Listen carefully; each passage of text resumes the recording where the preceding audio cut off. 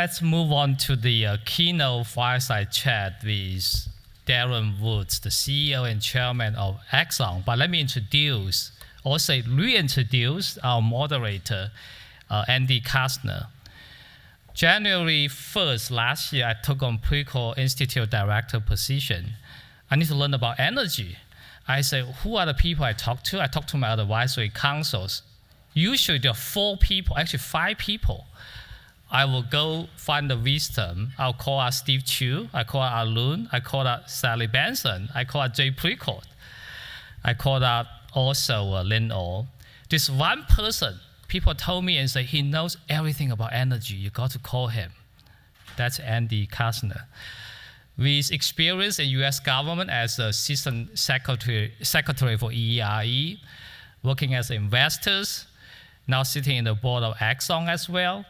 Andy, I would like to welcome you back to the stage after yesterday's fantastic moderation.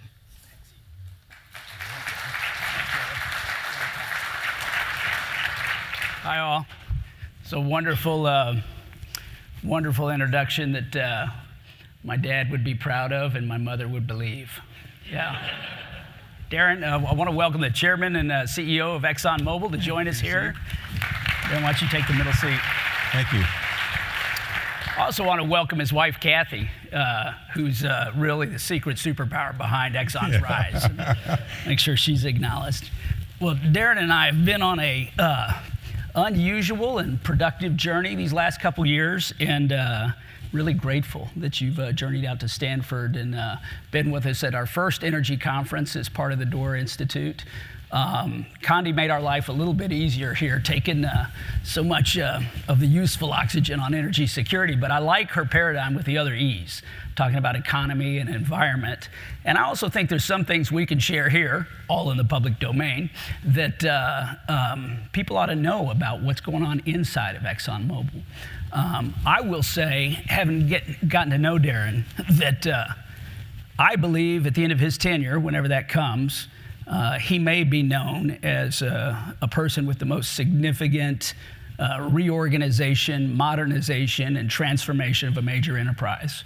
And before you get too happy with that compliment, I want you to sort of explain that in your words, because this is a company that has undergone a lot of change. And you have really shaped it in a way that has surprised and pleased a lot of people across the board, from Wall Street to Silicon Valley. Can you just shed some light on what's going on?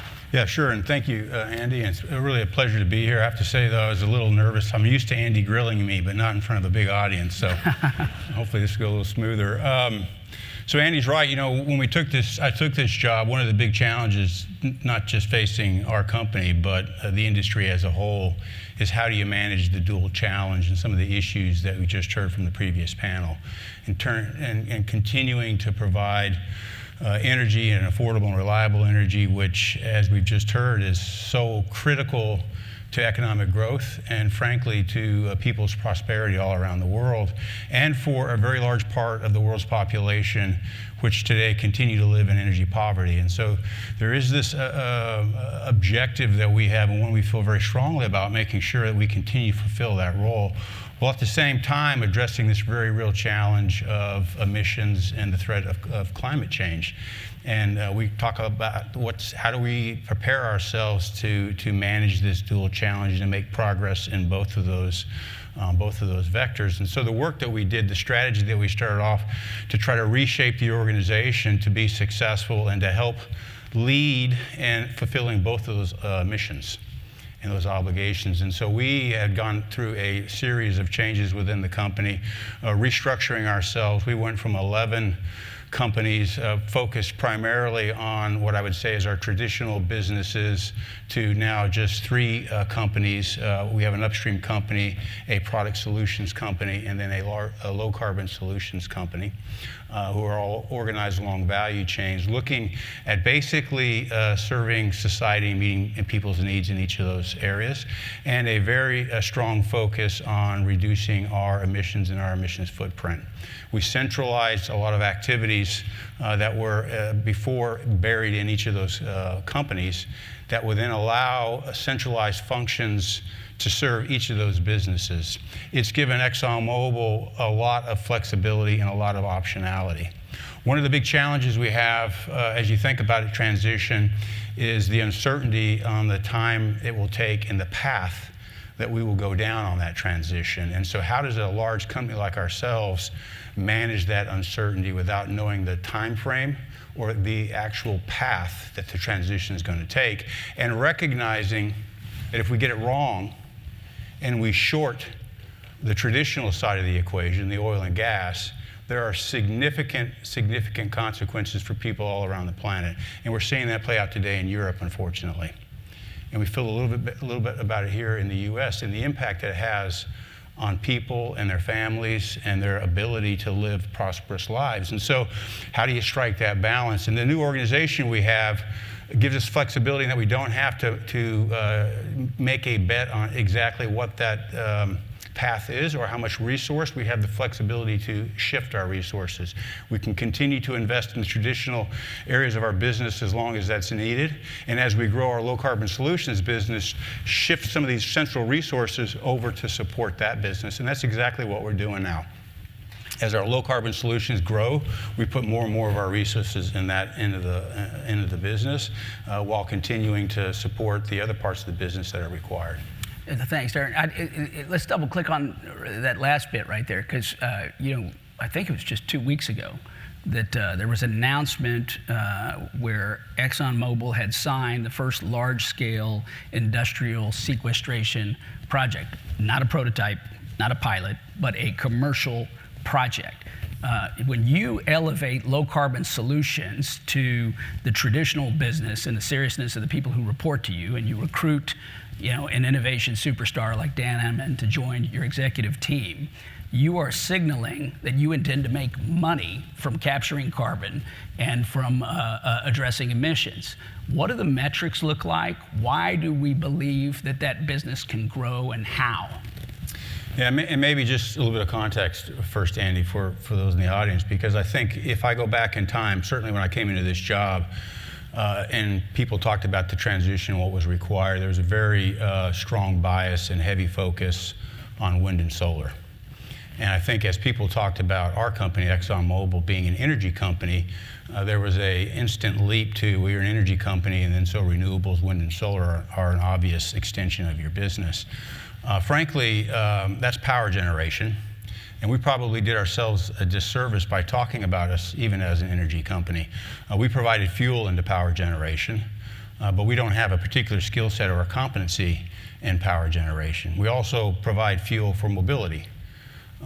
Nobody was asking us to go into electric vehicles, but it was the same, in my mind, analog in terms of we fuel different aspects of society, but we actually didn't have a competency, a core competency in that space. Where is our core competency as a company? I think about it as managing molecules and transforming molecules. They happen to be hydrogen and carbon molecules that have very broad applicability across society. And we have, for 140 years, spent a lot of time in working out the technology behind manipulating those molecules and transforming them into products that are crucial for people, for modern living, frankly, for the processes that support them, the projects at scale that needed to bring those products to market. That's been our history. If you think about our company, where we started, yeah, we were in the oil business, but we were making kerosene to replace well oil and lamps. And then Edison came along and had the light bulb, and we moved to making gasoline for Ford motor vehicles. And then we got into the war, and there were shortages in rubber, and not enough fuel for aviation. And we invented processes to increase the amount of yield of jet fuel, aviation fuel out of a barrel of crude through a catalyst in a process so that we could help fuel the U.S. war effort. And we also invented synthetic rubber to replace the loss of natural rubber coming out of Asia. And so our company's been evolving through technology for a long, long time, manipulating these hydrogen and carbon molecules. And as you look at where we're going now, it is a very similar business. We are still in the business of manipulating hydrogen and carbon molecules. They happen to be CO2 molecules. And so the technology that we have is very consistent and applicable to this space of managing emissions and lower emissions fuels. The project skills that we have. People probably don't know this, but ExxonMobil, we've captured more anthropogenic CO2 than any other company in the world, 40% of it. So we have a lot of experience in that space. If you think about carbon capture and storage, the sequestration of CO2, we have expertise in subsurface, which is directly applicable to what's going to be required in that space. We know how to run pipelines. We know how to run CO2 facilities. We know how to build these facilities. And so as you think about that space, and I think any credible third-party study will tell you that while wind and solar and electric vehicles are all going to be a very important part of the future, so is carbon capture and storage, so is hydrogen, and so is biofuels. Those are three areas that we have an expertise in. And what we're finding as we grow that business is, one, it's complicated because we're starting something from scratch. There isn't a CO2 storage or emissions reduction industry as today as it exists, but we're trying to create that. And the skills that we have in those different areas are directly applicable to that. And the convening power that we have as a company and the work that we've done for the last 140 years all around the world, going into new countries and starting new businesses from scratch as we discover resources, are directly applicable to this particular space. And we found that to be very true in this deal that Andy referenced with CF Industries, and a large ammonia producer that's looking to capture and store CO2. We came into that deal fairly late, but I think was quickly recognized that the things that we can do differentiates us from a lot of other folks. And frankly, if you want to capture CO2 and store it underground indefinitely, you probably want a company that's been around that space and doing it for quite some time and is expected to be around for a lot longer. Darren, let's go a little deeper on the how. Because the strategy, I think for those who are in the know and watching what this company is doing, which is one of the great metamorphoses, as called by the Times. But going deeper into the how, I mean, I have gotten feedback on something that you have done that I have not seen across the competitive landscape, which is a precise mapping of emissions footprint for every single asset under ownership at a level of precision and granularity that is not happening. It's not that's not required of us. That is the way you are seeking to execute. Explain the decision to invest in that level of measurement and management as a building block to this evolution.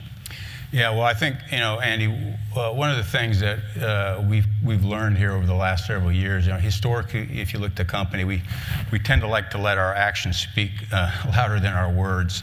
And in this space, actually, that's a disadvantage. And when a lot of people are out there talking, we need to have a voice and make sure that we're talking as well. But we're not comfortable talking about doing things that we don't know how to do. And we're not as comfortable committing to do things if we don't have a clear line of sight of doing that. And so I think as we talked about this drive to reduce emissions and start first with our operations and the responsibility we feel we have to reduce the emissions from our manufacturing facilities and operations all around the world, we needed to find a way to do that and to do that with some confidence and credibility. And so we started off the path, challenged the organization, and with these centralized organizations and our technology teams that we brought, went around to every one of our facilities to say, how will we get to a net zero position for each of our facilities for Scope 1 and Scope 2 emissions, and started down that path to understand what would be required, what technologies were needed, how much money was it going to cost, and in a lot of cases, what technology advances were we going to need to make that possible. Because I would just say one thing, which was touched on earlier in the earlier panel. This is an expensive proposition. And I'm a big believer in technology as well. And I think, one of the things that society as a whole, and what we're doing with our company more specifically, is investing on the technology space, because if we don't make progress there, if we don't get the cost of technology for emissions abatement down, we're not going to be successful in achieving this broader societal goal. Let's jump off there with a little bit more of the how. A part of this reorganization that's been very significant has been the consolidation, centralization.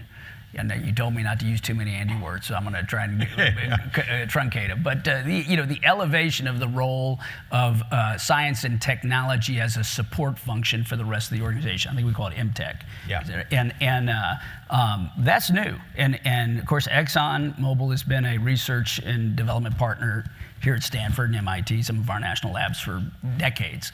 But what does it mean? How is that going to affect the rest of the organization? You and I, our earliest conversations, we talked about conversions of innovation into commercialization and what the rate was, and how do you see what you're doing there in Linda's new organization and how it services that? And then how does it have a nexus to this greater community?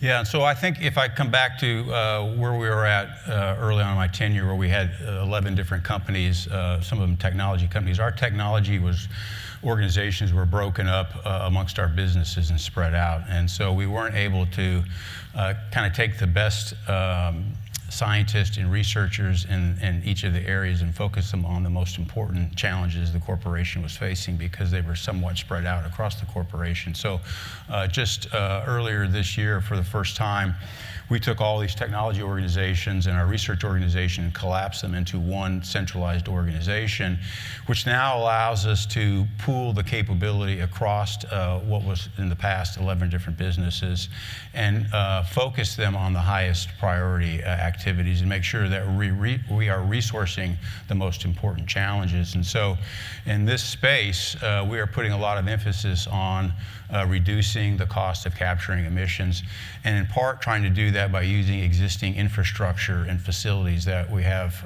around the world and across the economy. I think one of the big challenges with a transition is if you come up with a solution that requires you to scrap what you got and start all over again. One, it takes a heck of a lot longer, but two, it's a lot more expensive.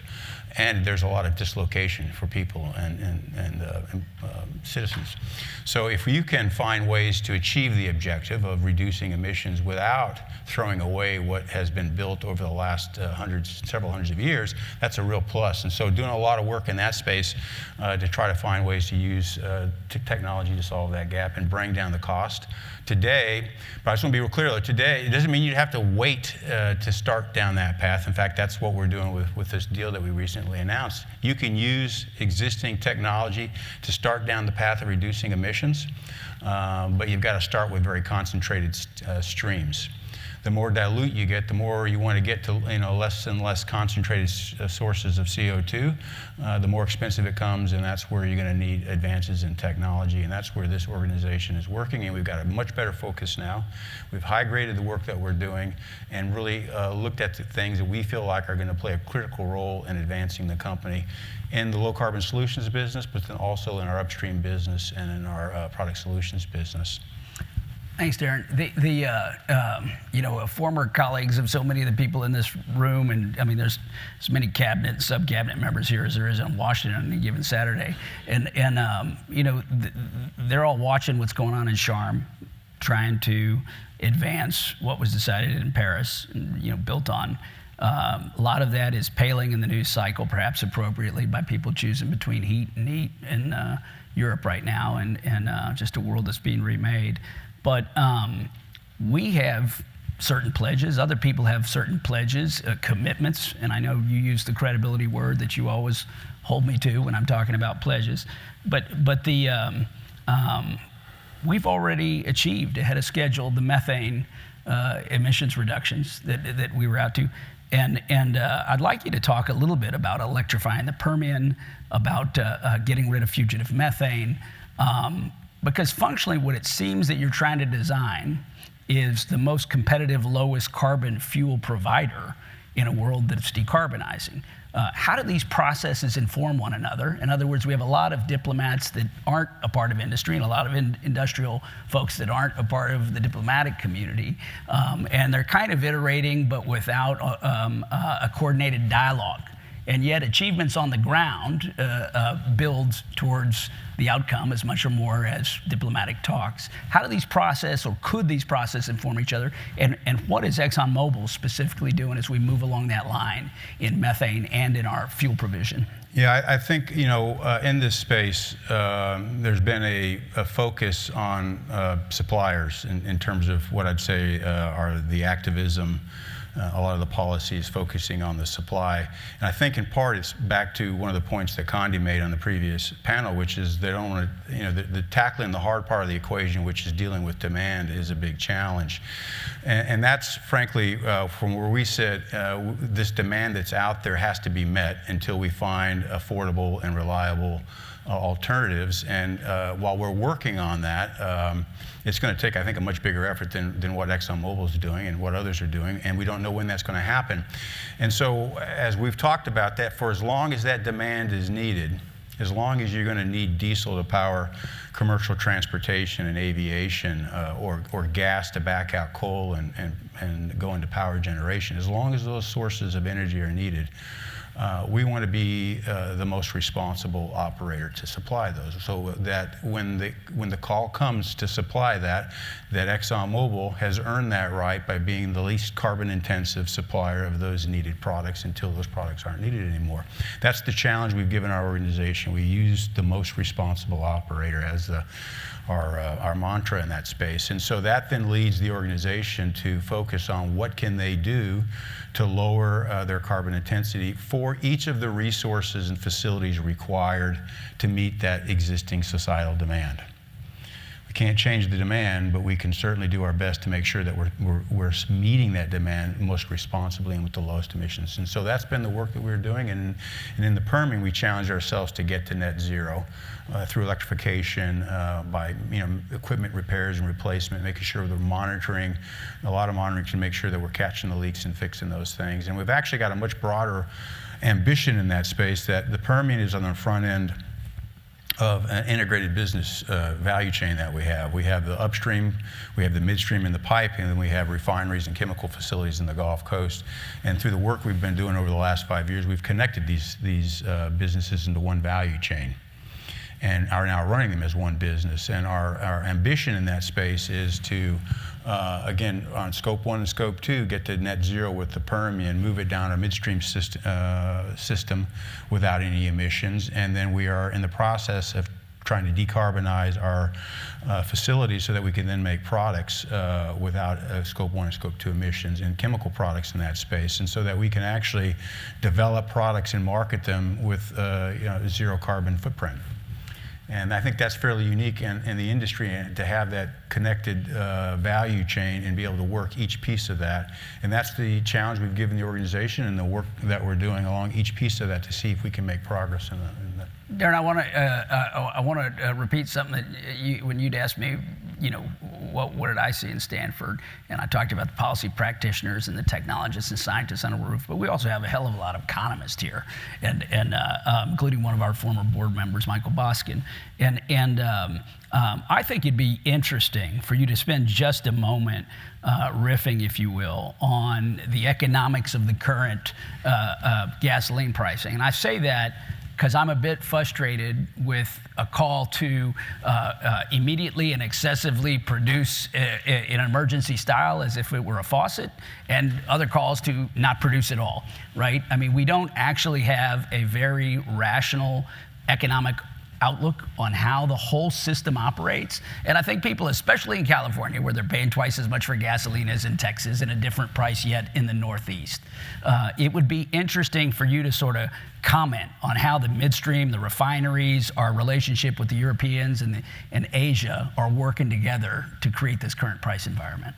Sure, and I'll just start by saying that my wife discourages me from riffing, so I'm going to stay away from that. I told you, she's I don't think a I'm very good at it either. I'm not even sure I know exactly what it means, but What I would say, and I had this conversation quite a bit with this administration and then other governments around the world. I think we have quickly forgotten or dismissed the impact the pandemic has had on this industry as a whole, all around the world. You know, it was just 2 years ago, crude prices actually went negative. And for the first time in the history of the industry and our corporation, you know, we saw bottom cycle margins across all of our businesses, and we all lost a lot of money. And a lot of smaller firms got put out of business, and a lot of refineries around the world were shut down. I think the rate of closures for refinery, there has been over time in developed nations, Western countries, an attrition of refineries with time. And that reduction in refining capacity has been more than offset with expansions in developing countries out in Asia and the Middle East. And so generally speaking, the globe has remained in balance, if not slightly long. So plenty of products to go around and support the demand all around the world. And frankly, prices tended to rise and fall more on the barrel of crude and the prices of crude rather than what I would say is the supply and demand balances of refining, because refining was generally long. In the pandemic, those refineries were shut down, and these larger projects that were historically replacing that lost capacity got pushed out because all the money dried up. And so we've created a gap where you've had refineries shut down and new ones have not opened up to replace that, albeit in different regions of the world. And as a result, the market is very, very tight. And as the economy recovered from what was somewhat of an artificial shock and shutdown and grew very rapidly, that demand spike, we didn't have the capacity to meet that additional demand. And that's what we're struggling through right now. And frankly, the way you fix that, there's only two ways in our commodity markets to resolve high prices. You either lower demand or you increase supply. Those are the only two levers you have to pull. And unfortunately, increasing supply means very large capital projects, which generally have fairly long time horizons.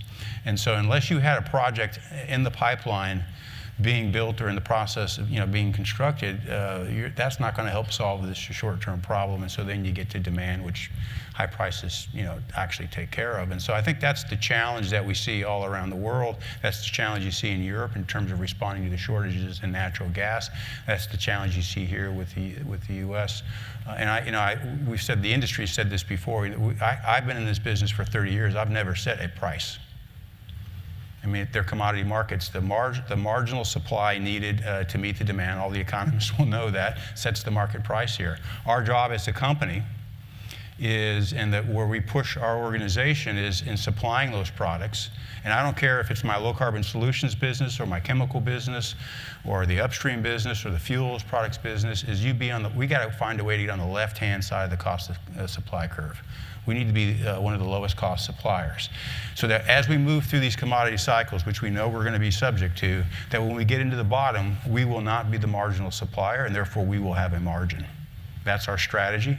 That's what we work towards. And of course, as we're successful at doing that, when you get into the high ends of the market and you're pricing at some very high cost barrels or setting the market prices, we tend to make a lot of money because we put a lot of emphasis on using our advantages to get to the far left of the cost of supply curve. And hence you see the margins that we get and the criticism that we draw because of that. But I would tell you that if we hadn't done that, if we weren't focused on doing that, when we get into low, we don't survive. Darren, I've got a lot of student questions, but I've got a few more that I want to hit you with as well, and get in while we're here. This is 60th anniversary last month of President Kennedy calling for a moonshot, you and I have favorite parts of that speech, and one that we always quote is, "We do it not because it is easy, but because it is hard."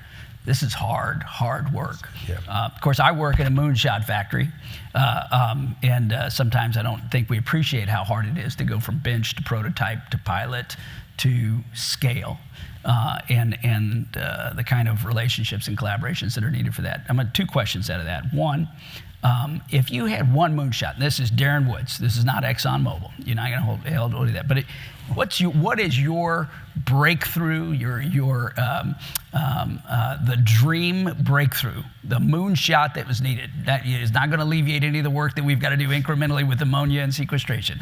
But if you could wave the wand and say, that's the technology we really could transform us at this moment, that we could scale, what would that be? And then secondly, does moonshot thinking, does breakthrough thinking, innovation, over-the-edge thinking figure in the way that Exxon's envisioning the future?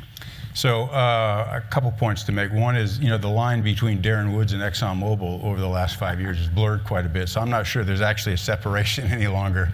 The job kind of becomes a life. The folks who work for me and my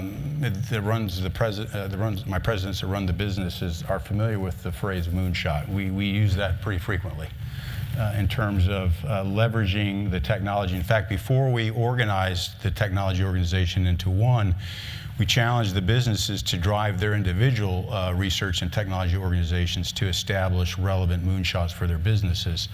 One of the moonshots, just as a quite aside, it's not the answer to your question, but if you look at the North American platform that Condi was talking about, the development of unconventional resources here in the U.S., the recovery rate for that resource is very, very low because of the nature of the resource, the geology.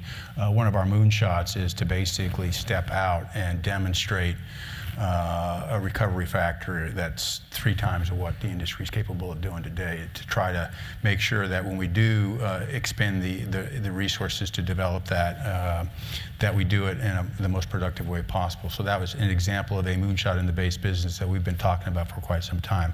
But to your question, the one thing that would be a game changer, I think that would help address a great society need is reducing emissions out of the atmosphere. So direct air capture for me, it is a very difficult technology challenge from an economic standpoint, but I think it's an untapped, I wouldn't say untapped, but it's an area that has the potential for a lot more hard work and potential progress in terms of reducing the cost of capturing CO2 directly out of the atmosphere. And if you can do that, the cost of decarbonizing the world goes down dramatically. The ease of doing it goes down dramatically. The dislocations and the disruption to societies and citizens all around the world drops dramatically. And it just facilitates a much faster and smoother transition. So I think we are doing a lot of work in that space to contribute, not to think that we're gonna solve that problem, but we're certainly going to lean into that and try to help the rest of the world as they work and solve this problem. But I think that'll be a game changer, quite frankly. And then I think in parallel, as you work in that, utilizing the carbon. I mean, today we're going to sequester it, and there's lots of opportunity to safely store carbon permanently underground, but at the same time, you're going to go long carbon, so let's find a use for it. Let's find a way to get the economics of using carbon down.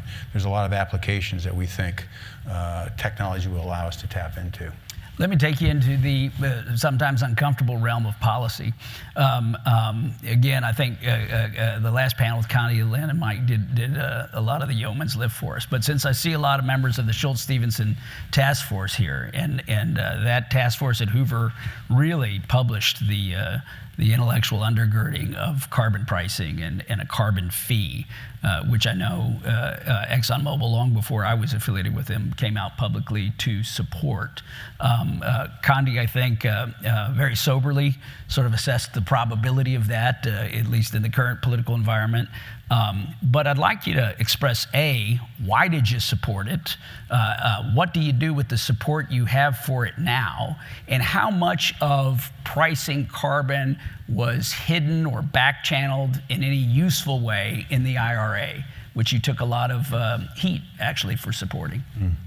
Well, I think for me and for the company, we've long supported that because I think, and the economists will know that, that's the most effective way. If you want to address and reduce carbon, the best way to do that is to put a price on it, and to put a price that's transparent, stable, and consistent across all aspects of the economy. So you can figure out, so businesses can figure out what is the most cost-effective way to take advantage, to lower that cost or to realize that price, depending on which side of the equation you're on, to try to drive those numbers down. And if you don't do that, there's no incentive. And that's one of the challenges that we have today with our low carbon solutions business. One of the challenges is, what's the incentive and the returns that you can generate with large capital investments? Because unlike private organizations or nonprofit organizations, I have not only responsibility to produce these products to meet the world needs to reduce the emissions, but also deliver return to our shareholders. At the end of the day, it's not our money. And so trying to strike that balance is pretty critical. We don't, as a company, this may come as a surprise to many people, we don't really advocate for what we think is best for ExxonMobil. We try to come up with what we think is the right answer for society, and then our job as a company is to figure out how, as a business, we compete effectively in the right answer. We think that's the structurally and the sustainable way to run a business. We've been around for 140 years, and the approach that we're taking going forward is how will we be around for the next 140 years, and the way you do that is making sure that you're addressing the need, that society's, you're doing the right thing for society, that policy is doing the right thing for society, and then we find a way to be effective within that policy. And so we think a price on carbon, which we've taken a lot of heat for over the years, is actually the right answer for society. And then our job is to figure out how to do that. Beyond that, what I would tell you is when you don't have that explicit pricing mechanism, policy starts to put in implicit pricing. And the point that I would make to you today is if you look at, and this is not, I'm not criticizing the approach, I'm just making the observation that today society is paying a price for carbon removal. If you look at the electric vehicle subsidies that the government provides, and you translate that spend into the cost of CO2 reduction, it's over $400 a ton of CO2 removed from the atmosphere. If you look at the low carbon fuel standards here in California and translate that into a cost of CO2 removed from the atmosphere, it's over $200 a ton. For every ton of CO2 that's avoided going into the emissions. So today, there are policies out there that have an implicit cost, a price of carbon in them. And the problem with that is it's now limited to sectors that the policymakers have selected.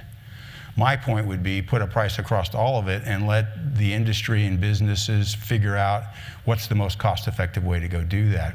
If you look at the IRA and what it's now taken, the 45Q, which is the incentive for sequestering carbon, and gone from $50 to $85 a ton for just storing the CO2, that's now opened up the window for how much emissions, probably doubled it, in fact, how much emissions can be effectively addressed through carbon capture and storage. What I would tell you, so we were supportive of that. Our view is that you need to have those incentives to get the investments going.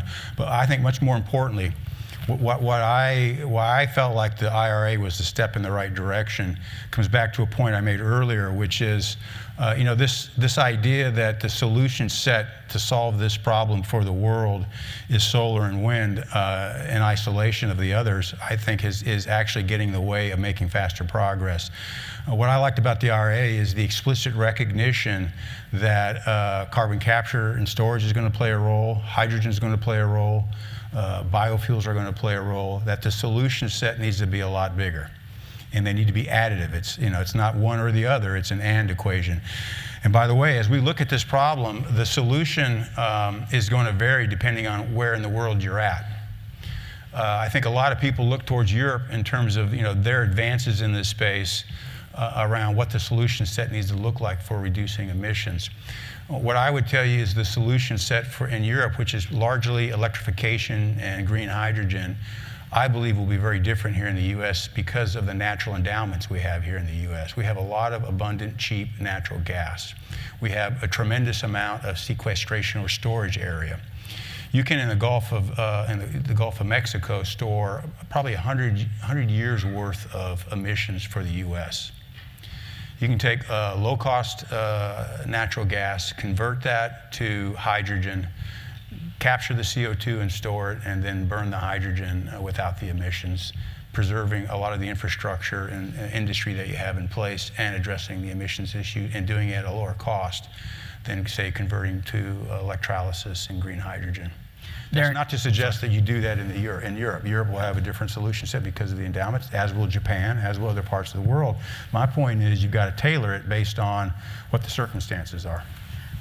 Sorry to interrupt. I'm probably going to run a few minutes over. I'm warning ye right now. And the reason is that I don't want to fall off his call list of the top 5 people to call.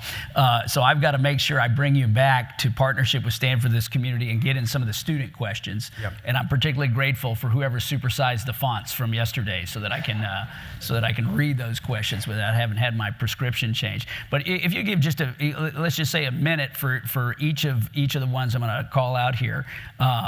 This was a good one. I told you we have some economists in the crowd. When allocating capital across our 3 core businesses, how do you think about the cost of capital and the discount rates? Yeah. So I think obviously you're looking at the risk associated with each of those businesses, and they vary. Our highest risk business tends to be our upstream business, and then our fuels and chemicals because of the capital-intensive nature of that in the commodity cycles. Probably the lower risk business, if that business is successful getting off the ground, will be low carbon solutions. It won't be subject to what I think are the same commodity cycles that you tend to see in other 2 of our businesses. And so we think about, actually the way we think about each of those businesses is projects that give us advantage versus what the rest of industry can accomplish within that business. So I mentioned the left-hand side of the cost of supply curve. So our view is take the advantages that we've developed over the last 140 years and make sure that the projects that were developed are basically better than what the rest of industry can do. Then that will ensure that we get a margin and above industry average return, and therefore that will be competitive. And by doing that, frankly, you are risk adjusting that investment consistent with what all the other players in that sector are doing. And so that tends to be how we think about it. Each business is responsible for demonstrating an advantage versus the competition in that business. Darren, there's one here with the premise that the existing culture's conservative, and you need to, when you're deploying new technology, it says, how would you change that culture while developing the low carbon fuel solution? I want to just add to that some of you haven't grown up in the oil patch and begun the industry in Houston and out here in my lab in Mountain View. There's a big difference between what is necessary for safety at scale with heavy machinery. And I think sometimes when people say, are you too conservative or cautious, they may be conflating what is necessary to keep people alive on large industrial sites, et cetera. But I think the essence of this question, which I'm going to meld with the question about Stanford, is why do any of the brilliant young scientists, engineers, business people that come out of this institution, why should they come to or want to work at ExxonMobil? And whether they want to or not, what do you desire from this community in collaboration or other invitations of partnership? That's a big question, Andy, I think. Yeah. I think, coming back to the complexity and the difficulty of this problem, I don't think that there's a government that exists around the world, a business or company that exists around the world, or an academic institution that exists around the world that's going to solve this in isolation. So my view is we're going to have to work together to solve these hard problems. I think each of those 3 institutions or areas bring something unique to the problem-solving equation. We've got 140 years of addressing carbon molecules, large-scale projects working all around the world in difficult environments. We know what scale means. We know what it takes to do these types of things. We think we bring something to that equation that can contribute to, say, an academic area that's looking at technologies and trying to start from something on a bench and to look at how you might scale that all the way up to something that then works at the level that's going to be required out there. And so I think there's a tremendous importance in collaborating across those different areas. And frankly, we've been doing that for a long, long time, as you know, Andy. I think the question about why come to work for a company like ExxonMobil, and I would use, we recently, one of the changes that we've made, which comes back a little bit to the conservative question, is we've started bringing in senior people bringing in outside people at senior levels in the company. Historically, we've never done that. For the first time in the corporation's history, I hired a CFO at the management committee level within the company, and so somebody from the outside, they've come in. And you mentioned Dan Aman, who we brought in for low carbon solutions. And what I would tell you, I would use their perspective as the argument for why come work with ExxonMobil. I mean, Dan in particular, who has a passion in the space of low carbon solutions and trying to address the challenges of climate change, which is what company better to do it? What company has the technical capabilities, the balance sheet, and the desire and the people to actually make that happen? And the question, I think, on his mind, obviously, when he was coming in, that we spent a lot of time talking about, is how serious are you about it? And I said, come join us and find out. And that's what he's done, and I think he's finding that we're pretty serious about it. So, the one of the great things pride I take in this company is our people and our commitment, and the resolve that we have to make things happen, and the resiliency of our folks to kind of live through these ups and these downs. And so, I think we are going to play a leadership role here. I think if you're interested in moving the needle on a world scale, there are very few companies who can contribute to that. I wouldn't suggest that we can do it on our own, but I do think that we have the history, the relationships, the technology, the capabilities to actually make a meaningful contribution in this space. And the people who are coming to join us, who have developed very successful careers outside our company, are leaving their companies to come do it with us for those reasons. And I think that's a pretty exciting time to be at the company. What we tell our young people is, you get the best of both worlds. We're meeting the needs of society across a very broad swath of needs, and as those needs shift and change, we're going to be there to meet them, and in fact, hopefully lead in society progressing in those needs and transitioning. So that would be my pitch for why work. That's a pretty good pitch. Thanks for hitting on speed of trust. I'm going to get in trouble with you, but because we're talking about speed, I wanted to ask one more. I want to leave you with this one more, which is this new sustainability school is named for my friends John and Ann Dorr. John's just recently written a book called Speed and Scale. Speed and Scale. So, leave us, you've given us vision, you've talked about how your posture to go after it and the kind of collaboration you need to achieve it. What are the biggest impediments? What are the rocks we can remove off the rails and make this more frictionless? And what are the accelerants that we could imagine? And that's not just for ExxonMobil. That's for us as a society to get to where we want to be. Well, this may be more conceptual than you're looking for, Andy, but I think we need to stop arguing about what's right, what's wrong, or what's left, what's right. I just think the reality is we need to get aligned on solving the problem, which is reducing emissions. I think a lot of people have taken shortcuts, said the solution is to get rid of oil and gas, or to get rid of, and that in certain circumstances, and maybe many circumstances, that may ultimately be the answer. As Condi said, and I agree with it, will take, if that is the ultimate answer, that will take time to get there. And in the meantime, let's work together to figure out how we make progress between now and then.